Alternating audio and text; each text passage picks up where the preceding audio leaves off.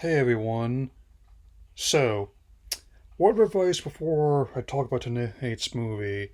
If you have not seen the short films from all these characters, whose I recommend you do so before you watch this one.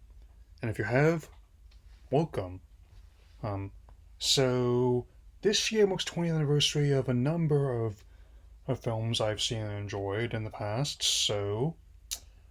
This is going to be another one of them.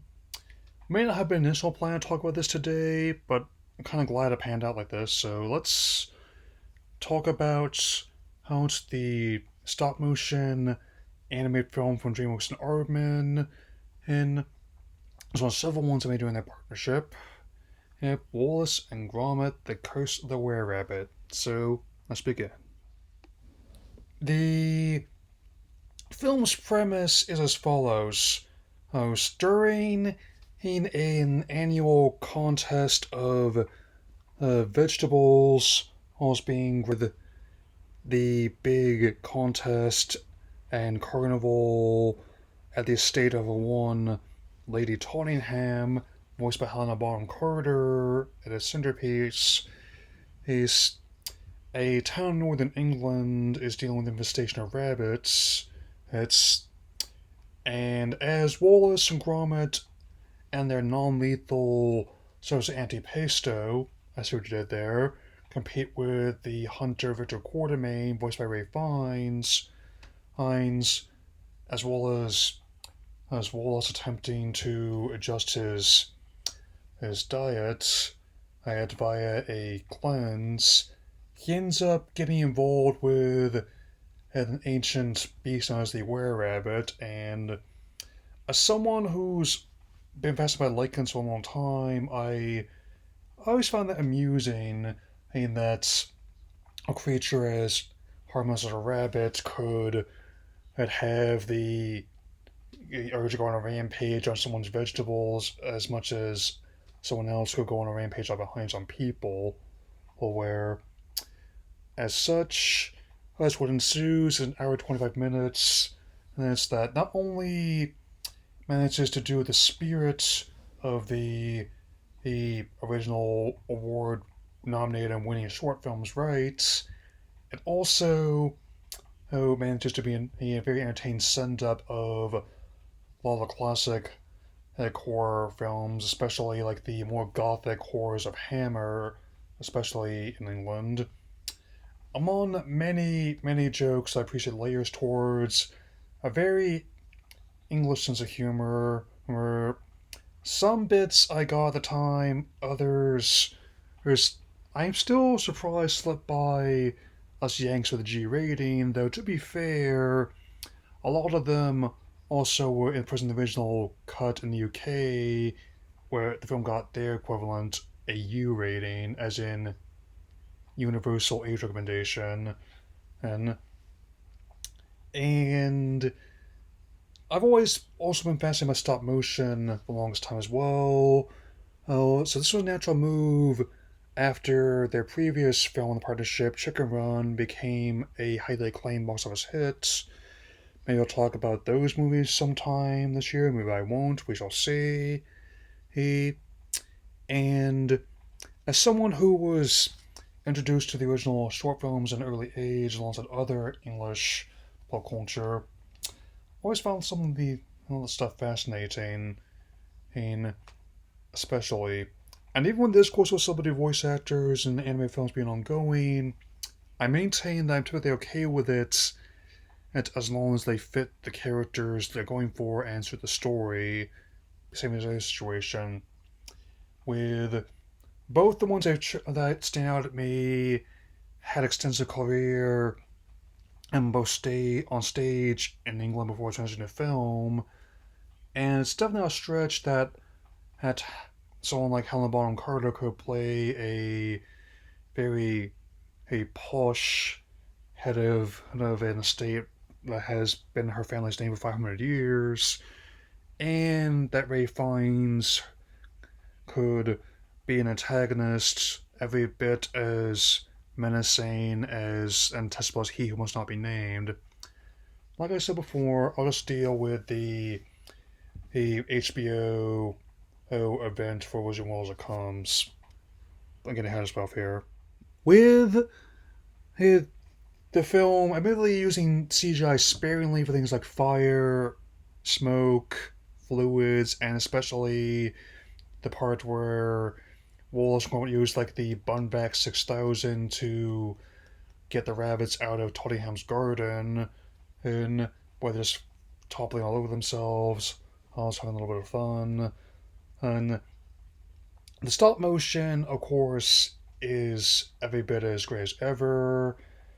The idea that things were done frame by frame, so much that it took uh, that it actually took about that long to make the whole movie. Like the runtime is now in 25 minutes, not counting the also pretty entertaining eating Madagascar short that opened the film in the theatrical release.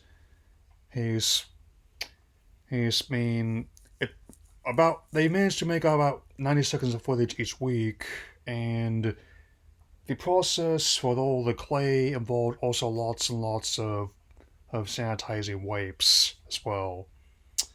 Oh, and I even appreciate little details of the props, as I often do, who, especially some of the innuendos, like the cardboard box that Wallace dons at the end of cheese saying may contain nuts on it, I got, but other innuendos I just now noticed being watching this again the first time in a while.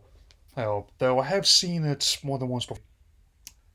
And that also applies to who the kind of person Quartermain is the villain, especially after he gets the Vickers gold bullets to take care of the problem, as in their value higher than the silver bullets or other lichens.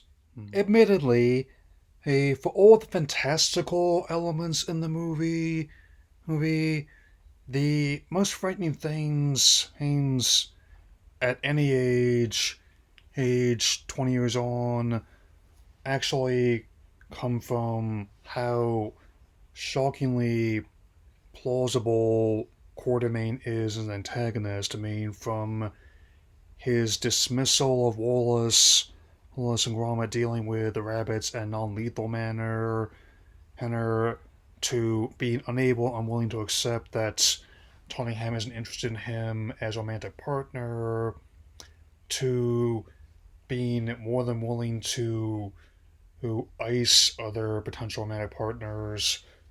I mean, those ideas are actually gotten a lot more believable in the time since the movie initially saw release in 2005. And if you took away the the liking elements of the movie, it would be no less horrifying. I can definitely tell you that much for free. But of course, they balance it out with the same amount of very British. I mean, it's not just obvious details like the Carnival games have set up, and when his is destroyed, that he replaced it with one made out of candy floss, which they call cotton candy in England, and also the coin-operated craft that Gromit flies eyes in the finale, even with Victor's hunting dog, Philip, having to go through his his change to restart the craft halfway through it. Always found that very amusing. Naturally, the storm is here. The film made a respectable $192 million worldwide on its $30 million budget, including a respectable $56 million in the US, which is definitely always nice to see.